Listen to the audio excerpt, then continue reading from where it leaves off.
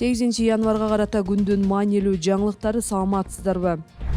Жапаров транспорт салыгы жоюлганын билдирди. Президент Садыр Жапаров жол фонду жөнүндө мыйзамга киргизилген өзгөртүүлөрдүн кабыл алынганына байланыштуу транспорт салыгын жоюу тууралуу жарлыкка кол койду. Ал мындан ары транспорт салыгы алынбай турган, анын ордуна 1-январдан тарта жарандар унаасына куйган ар бир литр бензин же дизелден 1 сомдон алына баштаганын белгиледи. Президент салыктардын эсебинен мамлекет кармалып турарын жана күчтүү болоорун белгилеп, кыргызстандыктарды салыктарды өз убагында төлөп турууга чакырды. Жапаровдун айтымында өнүккөн өлкөлөрдө салык ыйык, ошондуктан алар салык төлөбөгөндөр же жашыргандар үчүн өтө катуу жазалар каралган. 2024-жылы декабрда президент жол фонду жөнүндө мыйзамга кол койгон. Ага ылайык күйүүчү майдын ар бир литри үчүн 1 сомдон кошумча жыйым алына баштайт. Ал транспорт министрлигинин алдындагы жол фондуна түшөт. Кийинчерээк Минкап жыйындарды бензин жана дизель отунун импорттоочулар менен өндүрүүчүлөр төлөй турганын билдирген. Анда жыйымдардан түшкөн каражат автоунаа жолдорун оңдоого,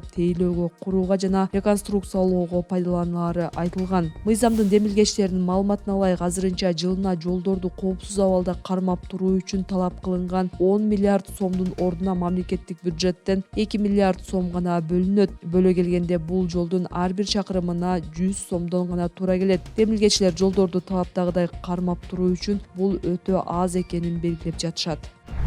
Баткенде снаряддын жарылуусунан жаракат алган аялга операция жасалат. 5-январда Лейлек районунун Арка 2 айылындагы үйүнүн короосунда снаряд жарылганда жаракат алган аялга операция жасалат. Бул тууралуу клубко саламаттык сактоо министрлигинен билдиришти. Мекеменин маалыматына ылайык, учурда интенсивдик терапия бөлүмүндө дарыланып жаткан аялдын абалы туруктуу оор деп бааланууда. Анын 12 жаштагы кызы Ош облустук аралык балдар клиникалык ооруканасына дарыланууда. Дарыгерлер анын абалын орто оор деп баалап жатышат. 5-январда Баткендин Лейлек районуна караштуу Арка 2 айылындагы үйлөрдүн биринде снаряд жарылган. Үйдүн кожойкеси снарядды короосун жыйнап жатып, үйүлгөн эски темирлердин арасынан таап алган. Жарылуудан анын 12 жаштагы кызы да жаракат алган. Эртеси саламаттык сактоо министрлиги Алымкадыр Бейшеналиев жаракат алгандарды Ош облустар аралык клиникалык ооруканасына которууну тапшырган. Чек ара кызматы Кыргызстандын укук коргоо органдары окуя тууралуу тажик тарапка маалымат беришкенин билдирген. Окуя болгон жерде адистер кырсыктын жагдайларын аныктоо иштерин жүргүзүүдө. Чек ара кызматынын маалыматына ылайык, жабырлануучулардын үйү 2022-жылдагы аткоолор учурунда өрттөнүп кеткен.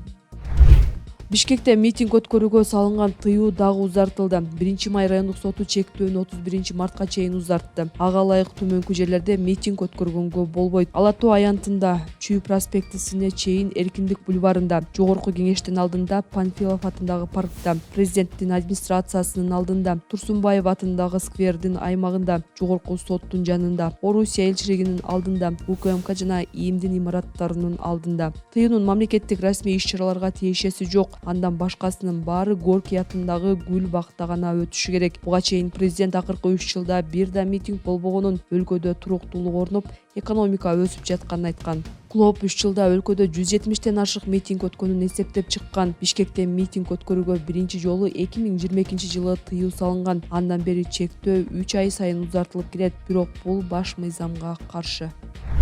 55 күндөн бери ачкачылыкта. Султанбековдун абалы кескин начарлап кеткени айтылды. Социал-демократтар партиясынын абактагы лидери Темирлан Султанбеков 13-ноябрдан бери ачкачылык жарыялап келе жатат. Анын ден соолугу кескин начарлап кеткени тууралуу маалымат саясатчынын Facebook барагына жарыяланды. Анда Султанбеков алсырап, көрүүсү начарлап, сол буту катуу ооруп жатканы айтылат. Бирок ал денесинин алсыраганына карабай, өз принциптеринен баш тартпай турганын белгилеген. 13-ноябрда Социал-демократтар партиясынын штабы партиянын лидери Темирлан Султанбеков жана мүчөлөрү Ирина Карамушкина, Роза Түрксевер камакка алынган. Аларга добуш сатып алуу беренеси менен айып тагылып, партия 17-ноябрда өткөн жергиликтүү кеңештердеги шайлоодон четтетилген.